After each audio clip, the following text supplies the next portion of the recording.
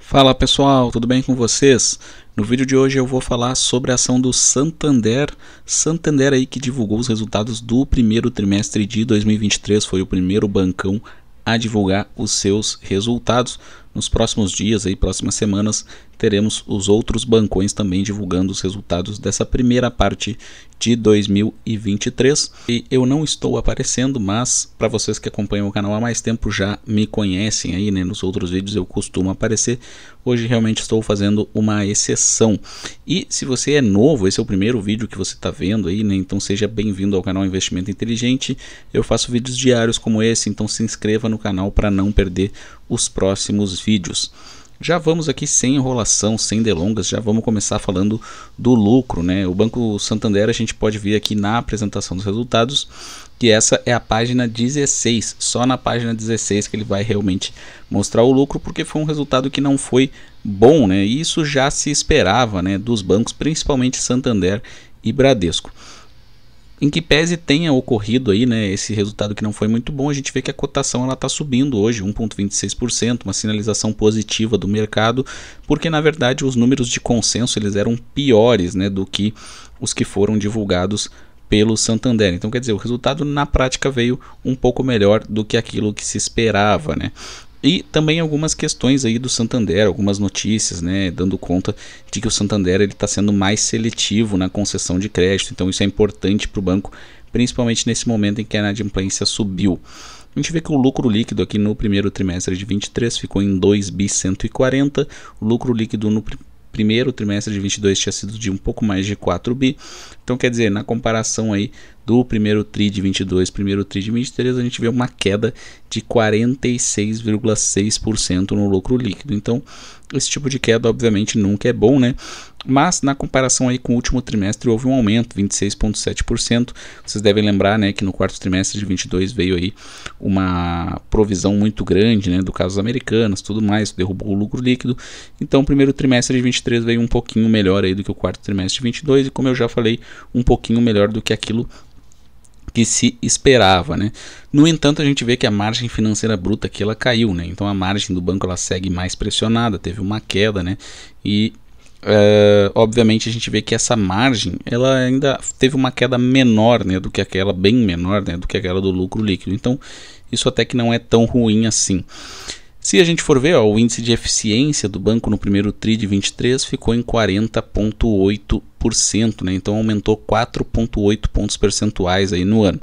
Isso obviamente é ruim, lembrando, né, que quando a gente vai falar do índice de eficiência dos bancos, né, quanto menor, melhor, né, pessoal? Porque o índice de eficiência, na verdade, né, ele vai medir ali aquele esforço que o banco precisa fazer para atingir um mesmo resultado, um resultado até melhor. Então, se esse índice de eficiência subiu, né, na verdade, o banco ele precisa fazer um esforço maior, né, a gente pode simplificar dessa maneira, para conseguir atingir os mesmos resultados. O ROI do banco aqui em 10,6%, então quer dizer, um ROI ali que caiu bastante, né, mas um ROI que é ainda considerado um ROI bom, né? Um ROI de 10%. E o ideal é que fosse um pouco melhor, mas ainda considerado bom, né? Não dá para dizer diferente disso. E se a gente for observar aqui, a carteira de crédito do banco segue crescendo, né? Mas crescendo num ritmo menos acelerado, né? Muito por conta, como a gente já comentou, dessa seletividade no crédito, né? O Santander ele precisa segurar um pouquinho ali a concessão do crédito, a mesma situação que o Bradesco precisa fazer também, porque senão, se esse crédito ele continuar se crescendo de forma muito acelerada, no momento atual, com taxa de juros alta, né, e um dinheiro mais caro, a gente pode dizer assim, a inadimplência acaba subindo, é inevitável. Então, se o banco não for seletivo na concessão de crédito nesse momento, ele tende a sofrer aí no futuro com os resultados por ter que aumentar as provisões aí, né, com devedores duvidosos e, consequentemente, diminuir o seu lucro, né, pessoal? A gente pode ver aqui na qualidade da carteira, ó, a questão da inadimplência, eu sempre gosto de mostrar o índice de inadimplência de 90 dias, que são aqueles valores, né, devidos ao banco aí que tem uma recuperabilidade mais difícil, né, porque esses valores já estão abertos há mais de 90 dias. A gente vê aqui No primeiro trimestre de 22, nessa linha vermelha, né, que é o total do índice de inadimplência do Santander, ele estava em 2,9% e agora ele está em 3,2%. Então, quer dizer, realmente teve um aumento aí dessa inadimplência. Se a gente for ver pessoa física, ó, a pessoa física continua igual. Esse aumento ele foi maior realmente, né? Perdão, pessoa jurídica continua igual, né? A gente pode ver aqui embaixo a 1,4%, 1,4%. Então, de um ano para o outro o índice continua igual. Pessoa física que aumentou mais, né? A gente vê aqui primeiro TRI de 22 era 4% e agora 4,5%.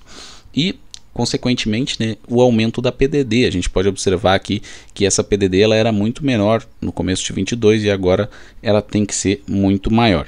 Se a gente for ver aqui no scanner Pro do scanner da Bolsa, a gente vê que o Santander ele continua sendo negociado aí a múltiplos que a gente pode considerar baixos, assim, né? Ele tem um PL de 8, um PVP de 1,22, né?